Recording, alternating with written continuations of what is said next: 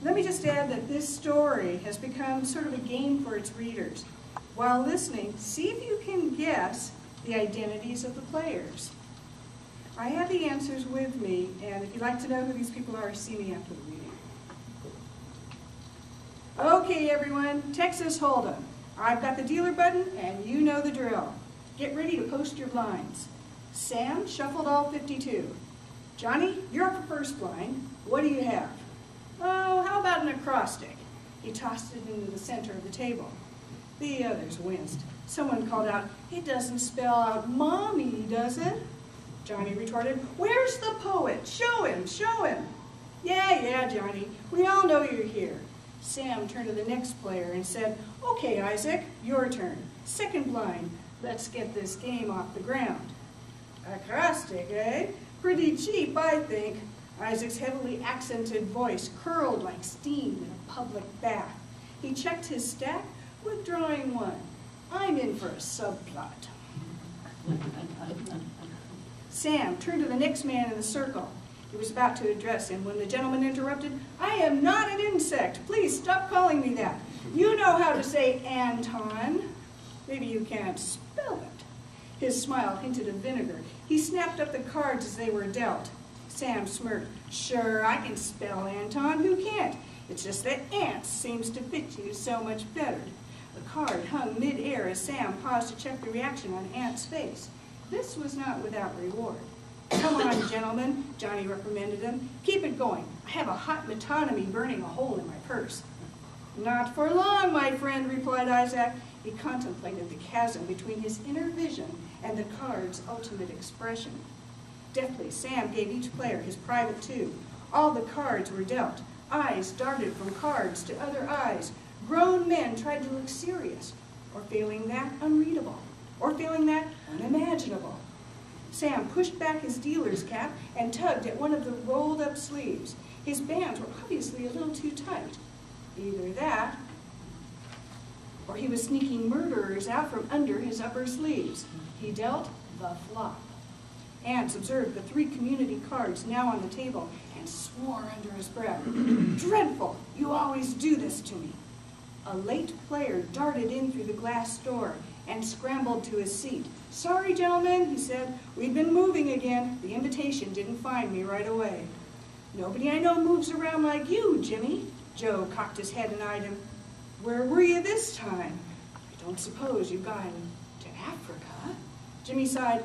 "No, you can rest easy, Joe. Not everyone goes to the Dark Continent." "That's good. You wouldn't want to go there."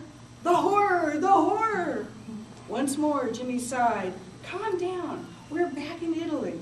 They examined each other. He pressed it. "Really?" "Just deal him in," said Leo. "Anything you say." With that, Sam pulled 2 cards from the remaining deck for Jimmy. "It'll cost you, though." "Sure, pal." Jimmy reached into his vest pocket and pulled out an undecipherable literary reference. He threw it into the pot. Joe sniffed at it. "Oh, come on, nobody likes those." "Yeah, but they're valuable, and certainly something you'd never see if I weren't in the game." Jimmy stared him down. "Okay, fine. But that means war," Joe snapped, "and I've got just the frame narrative to do it." "Come now, Connie, let's not get testy," said Sam. "Don't call me that, Sammy." "Ouch, fine." Johnny broke the tension by asking, "Okay, whose bet is it? If it's mine, all aboard, an alliteration," and he angled it in. Chuck sneaked a peek at Aries' raised eyebrows. A sure tell. Covering his glee, he sniffed and cleared his throat. "I'll see you and raise you a holiday moral." There was a clanging knock on the glass door of the casino's game room. The men peered through the pane. "Oh, hell, who invited her? I said no women, little or otherwise," Aries said in a voice roaring. "Don't get your unities in a knot. Louisa knows this is a men's game. Just smile and wave and keep playing," Sam said, smiling and waving and pushing his cards around in his hand.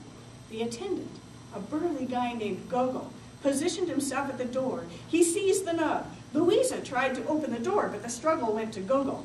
Finally giving in, Louisa waved back with what looked like an unrequited love in one hand and a dying child in the other. Christ, what histrionics. Let's have the attendant shoo her away, Aunt sneered. Harry snorted. Yes, I came here to play cards, not be bullied by some liberated female. No sooner had Harry belittled women than Louisa, apparently in response, crumpled up her dying child and her unrequited love, stuffed them into her purse, stuck out her tongue, and strode away. Okay, now we can play. Harry stole a glimpse of the other's pursed lips, then grinned. I'll bet a Greek tragedy. Everyone groaned.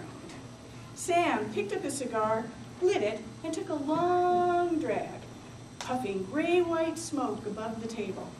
It swirled and rose into the glare of the Tiffany-style chandelier. He signaled to Jimmy, "You want to do something about this now that you're in?" Jimmy heaved in his bet. "Sure, I'll see yours and raise you a Greek tragedy set in modern day." More groans. Ants plunked down a musical comedy. A few eyebrows went up. It was a gift, he explained. Some of the men nodded. Johnny said, "Reminds me of the time someone gave me a Hallmark card. What the hell can you do with that?" The others said, "Your turn, Johnny. You're going to laugh all day or you're going to play." Jimmy grew impatient. Holding an unreasonable stance was, after all, tedious. Johnny surreptitiously surveyed the others. "No, I think I'll pass." With a shrug, Isaac unloaded some similes, and Sam followed in with a couple of anachronisms yanked from a secret compartment in the pocket watch made especially for him in a Connecticut factory. "Okay, Leo, it's up to you." Sam puffed again. More smoke swirled. Leo, who had been studying his cards, asked, "Where's the vodka? This is a thirsty man's game." Google sprang into action, and a bottle of vodka was immediately opened and poured for all. Isaac raised his glass. "L'chaim!" He emptied it, turned it over, and slapped it onto the table. "Savashtarovia!" Leo answered and did the same with his glass. More was poured while he placed his bet. "I'll see all of you and raise you a 3-act play." "What? Only 3? I think he's holding back," said Harry. "It's not for you to say," Leo bellowed. Ants nodded hastily in agreement. Harry was not deterred. "Oh, yeah? Well, I have a 5-act play that says you're full of shit." He dragged it across the table to the center of pot, which was now gaining a respectable size. Sam raised a cigar. "Now, gentlemen, we need to go in order. First," he was interrupted. A loud knock drew everyone's attention to the glass door. "Oh, for Pete's sake," Ants huffed. Louisa's face, lustrous with anger, glowered through the glass. Beside her stood the general manager of the casino. The attendant quickly retreated from the door, and they entered the room. "I'm sorry to intrude, gentlemen." To learn who wins, you'll just have to read it in the Hummingbird Review. It's my time to